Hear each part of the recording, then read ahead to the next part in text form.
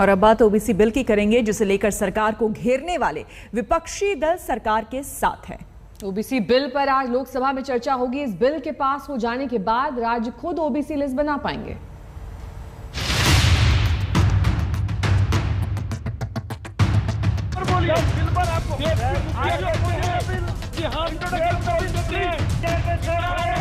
Monsoon सत्र अब तक हंगामा की भेंट चढ़ता रहा, हर रोज शोर शराबा और नारेबाजी।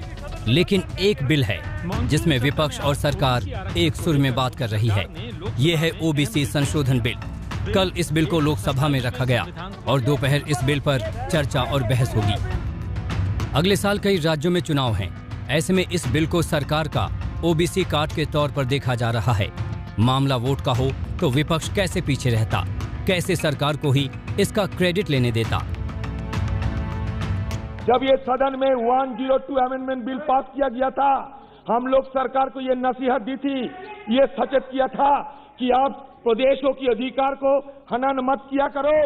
लेकिन ये सरकार हमारे बात सुनना नहीं, ये बहुमत की बाहुबली से हमारी बात नहीं सुने गए। लेकिन आज क्या हुआ? आज जब हिंदुस्तान की आम लोग, हिंदुस्तान की पिछड़े वर्ग लोग जब आंदोलन जाते हैं तो ये उनकी आंदोलन की डर के मारे चपेट में आ चुके हैं। हो गया। अभी ये मानने के लिए बहुत इंपॉर्टेंट बिल, बहुत समाज के हित के लिए जो है, ओबीसी समाज के हित के लिए, ट्राइबल के हित में जो है, ऐसा बिल मोदी जी सरकार ला रहे हैं। इसलिए मैं निवेदन करता हूं, मैं हाथ जोड़ के प्रार्थना करता हूं, कृपया आपके सीट में बैठिए, चर्चा करिए। सरकार, मोदी जी के नेतृत्व की सरकार, हम चर्चा चाहते हैं। ओबीसी का जो इश्यू है ये बहुत बड़ा इश्यू है, ओबीसी हित का है। आप बैठ के चर्चा करिए, चर्चा करके पारित करिए। आपका सजेशन हम बहुत सहर्ष स्वीकार करेंगे। ओबीसी संशोधन बिल कई लिहाज से खास है। इस 127वां संशोधन बिल के बाद राज्यों को ओबीसी लिस्ट में जातियों को शामिल करने का अधिकार मिल जाएगा। राज्य अपने हिसाब से ओबीसी लिस्ट तैयार कर सकेंगे।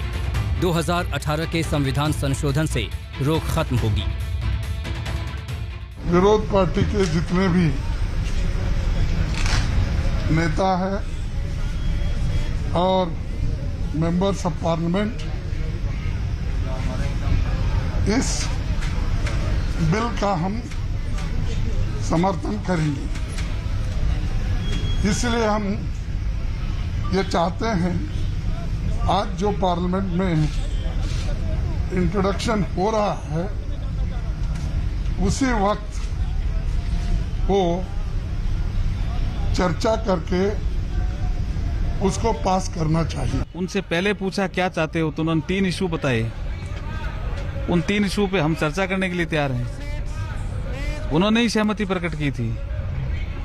पेगासस इशू पे अगर वो मंत्री के हाथों से कागज नहीं फाड़ते तो आज ये परिस्थितियां नहीं बनती, क्योंकि एक मेंबर को, माननीय मेंबर को सस्पेंड करना पड़ा और विषय आया जब माफी मांगने का तो उन्होंने कहा माफी नहीं मांगेंगे। संसद से बिल पास होते ही महाराष्ट्र में मराठा समुदाय, गुजरात में पटेल समुदाय, हरियाणा में जाट समुदाय और कर्नाटक में लिंगायत समुदाय को ओबीसी लिस्ट में शामिल करने का मौका मिल जाएगा। महाराष्ट्र में अभी से ही सियासी पारा चढ़ गया।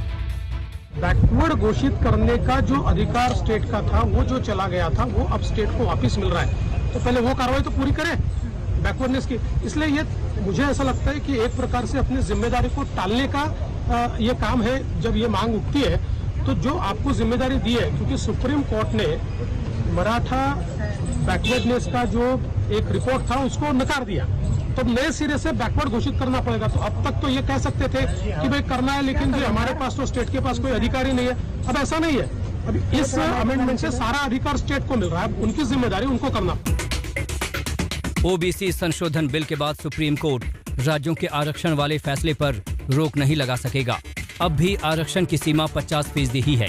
इंदिरा साहनी केस के फैसले के मुताबिक अगर कोई 50% की सीमा के बाहर जाकर आरक्षण देता है तो सुप्रीम कोर्ट उस पर रोक लगा सकता है। लेकिन अब इंदिरा साहनी केस वाली दलील काम नहीं करेगी। ओबीसी आरक्षण पर अधिकार देने वाला बिल सरकार ने आज लोकसभा में पेश कर दिया। इस बिल के माध्यम से सरकार राज्यों को ओबीसी लिस्ट बनाने का अधिकार दे रही है। यह बिल आसानी से पास भी हो जाएगा सियासी टकराव के बीच विपक्षी पार्टियों ने भी सरकार को इस बिल पर समर्थन देने का फैसला किया है। अब इस बिल को पास होने में कोई अड़चन नहीं है, यानी कि सरकार और विपक्ष इस बिल को लेकर एक पेज पर है। मोदी सरकार का यह बिल बड़ा ओबीसी कार्ड माना जा रहा है, जिसका फायदा 2022 के चुनाव में देखने को मिल सकता है। अशोक सिंघल, दिल्ली, आज तक।